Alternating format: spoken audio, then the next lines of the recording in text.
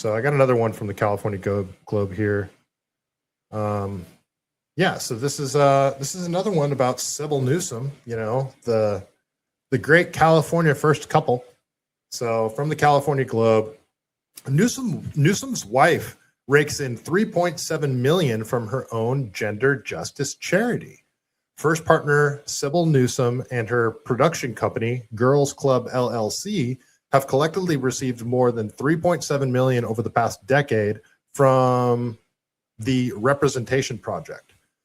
Newly released IRS filings reveal the first partner, Jennifer Siebel Newsom, and her production company, Girls Club LLC, have collectively, okay, I just read that, the nonprofit she founded in 2011 to combat gender stereotypes through films and advocacy. According to a detailed Daily Mail investigation published today, Siebel Newsom draws an annual salary of $150,000 as chief creative officer, while Girls Club LLC receives another $150,000 yearly for licensing her documentaries, Misrepresentation and The Mask You Live In, for which the LLC holds copyrights. In the fiscal year ending March 2024, the organization reported roughly $1.7 million in gross receipts, with executive compensation, including payments to Siebel Newsom, her LLC, executive director Carolyn Heldman, of $150,000, and CFO Deborah Garber, $131,000, totaling $581,942, a figure critics call disproportionately high for a charity of its size. Over 13 years, these combined payouts represent 1/3 of the nonprofit's annual revenue in some periods. Neither the Newsoms nor the Representation Project respond to requests for comment.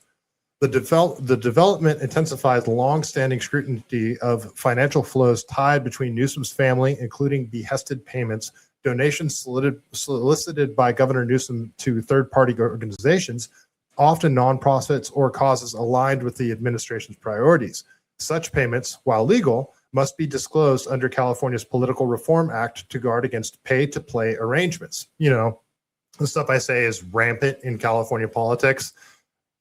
We give taxpayer funding to an organization that then takes that money, pays the executives of that organization massive amounts of money, don't actually solve the problem that they're there to solve, and then they give kickbacks to these politicians when it's time for them to rerun for office, that sort of thing, like the homeless industrial complex does.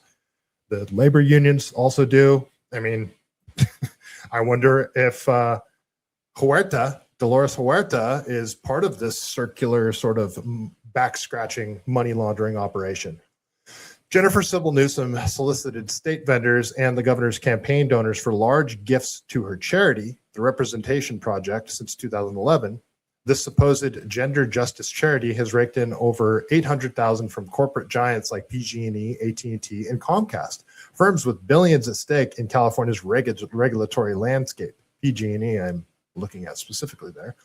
In August and September of 2022, the Globe shared a report on Open the Books, which sued and then had to file 442 California Public Records Act requests, one with each state agency, in order to obtain California's line-by-line spending by state agencies. California's controller, Betty Yee, who's running for governor, rejected their sunshine request for state spending, claiming she couldn't locate any of the nearly 50 million bills she paid in 2019. Interesting. What Open the Books auditors found in California's state spending was 979 state vendors who gave $10.5 million in political donations to Gavin Newsom during his 2010 and 2018 recall election and 2022 election cycles. 10.5 million, you guys. Meanwhile, these companies reaped $6 billion in state payments? Whoa, that number is astonishing. That's a $10.6 million investment for a $6.3 billion return. Okay, do you guys see what I'm saying with the circular money laundering operation thing that I'm saying? This is insane.